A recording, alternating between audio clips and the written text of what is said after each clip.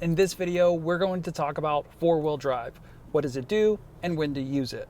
Now, I know this may seem like a rhetorical question or something that's self-explanatory, but if you're brand new into the off-roading world and you just bought a Jeep, these are the fundamental things that you should know before you start hitting the trails. These vehicles are very capable as is. So let's go ahead and talk about four-wheel drive.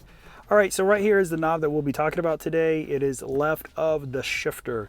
Now this knob right here, every Wrangler and Gladiator will have this particular knob. And on this knob, you'll see that it has 2 high, 4 high, neutral, and 4-wheel low.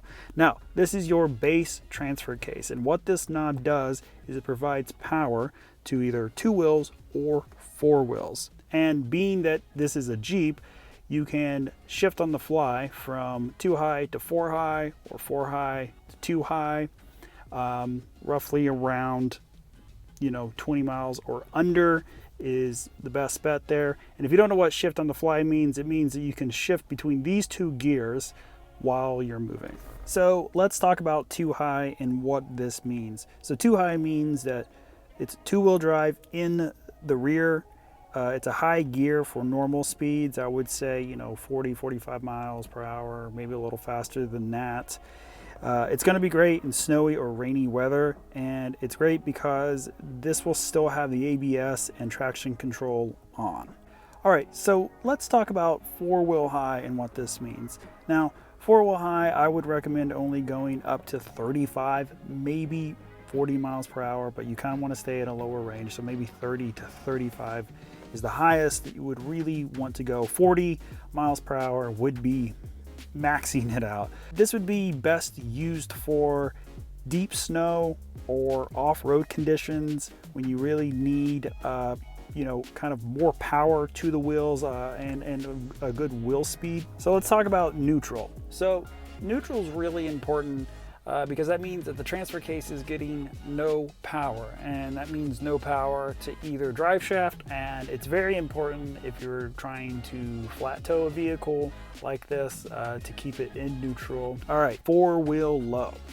Now, 4-wheel low means that it's 4-wheel drive and it reduces your gear ratio down to a maximum speed of almost, I would say, about 15 miles per hour. This is because power is being sent to both the front and to the rear wheels, and it's a low gear for more power.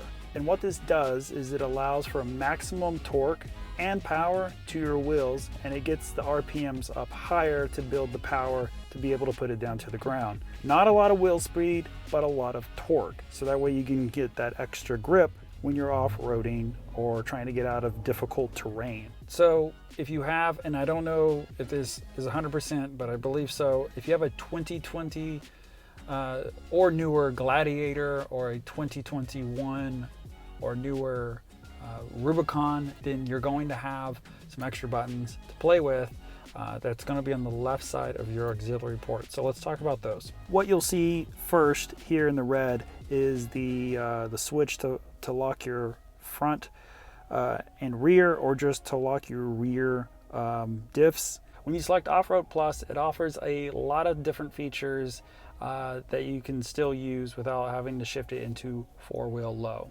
So just by leaving it in 4-wheel high, what Offroad Plus does is that it changes the transmission timing, and it also gives you a better throttle response, right? So you can disconnect the sway bar link in 4-wheel high Offroad Plus, but you can't lock your diff, so that switch won't work. But when you go into 4-wheel low in Offroad Plus, you can disconnect the sway bar, and you can also lock both diffs. So if you like videos like this, let us know in the comments below, and if you haven't already, hit that subscribe button, follow us on Instagram, and be on the lookout for the next video.